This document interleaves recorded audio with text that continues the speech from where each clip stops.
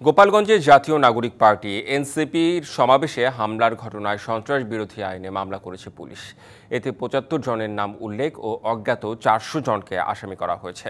এরই মধ্যে গ্রেপ্তার করা হয়েছে অন্তত অর্ধশত জনকে। চলমান কারফিউয়ে অনেকটা জনজীবন স্থবির গোপালগঞ্জে, বেড়েছে নিত্যপণ্যের দামও। এদিকে গুলিবিদ্ধ আরেকজনের মৃত্যু হয়েছে ঢাকায়। এতে নিহতের সংখ্যা বেড়ে দাঁড়িয়েছে ৫ জনে।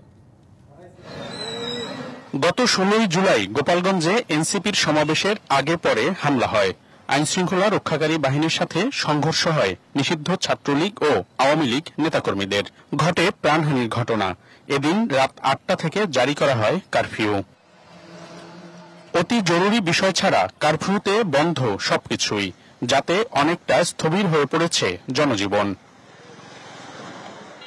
শুক্রবার বেলা ১১টা থেকে দুপুর ২টা পর্যন্ত শিথিল ছিল কারফিউ। তখন দরকারি কাজ সারার চেষ্টা করেন সাধারণ মানুষ। এখন আমরা ভাবতে পারি যে আমরা মুগ্ধ, এখন আর হামলা টামলা হবে না। কারফিউ চলাকালীন সময় আসলে আমাদের সব রকমের সেবা বন্ধ থাকে। এদিকে কারফিউয়ের মধ্যে বেড়েছে নিত্যপণ্যের দাম। এক কেজি 10টা 15টা 20 টাকা বাড়ছে কোন জিনিসে। বেগুন 100 টাকা কেজি, মুড়ি 50 টাকা। খালি দাম বাড়ছে নাকি? আলু 50 টাকা কেজি বেচতেছে। টাইলক্স টয়লেট ক্লিনার, যার অ্যান্টিব্যাকটেরিয়াল এজেন্ট টয়লেটের কোনায় কোনায় পৌঁছে ৯৯% জীবাণু ধ্বংস করে।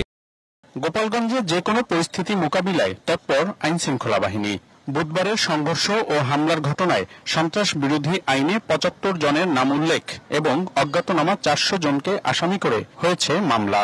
প্রত্যেকটা এলাকায় আমরা চিরুনি অভিযান চালাচ্ছি, বিশেষ করে শহর কেন্দ্রিক আমার যে ইসে। তো এখন এটা তো মামলা তো হয়েছে, মামলা নিয়মিত মামলা রুজু হয়েছে আপনারা একটু সদর থানায়। এরই মধ্যে প্রায় অর্ধশত জনকে গ্রেপ্তার করেছে আইন শৃঙ্খলা বাহিনী। অনেকের মাঝেই বিরাজ করছে আতঙ্ক। কারফিউ ছিল, কারফিউর কারণে রাস্তাঘাটে বের হওয়ার সমস্যা ছিল। স্টুডেন্টের গার্ডিয়ান তাদের তো শুক্রবার একটু বেশি তারা থাকে বা বাজারের থাকে। এদিকে গোপালগঞ্জে সংঘর্ষে গুলিবিদ্ধ অটোরিকশা চালক রমজান মুন্সি ঢাকা মেডিকেলে মারা গেছেন। এ নিয়ে নিহতের সংখ্যা বেড়ে হল ৫। মনিরুল সোহাগ, ডিবিসি নিউজ, গোপালগঞ্জ।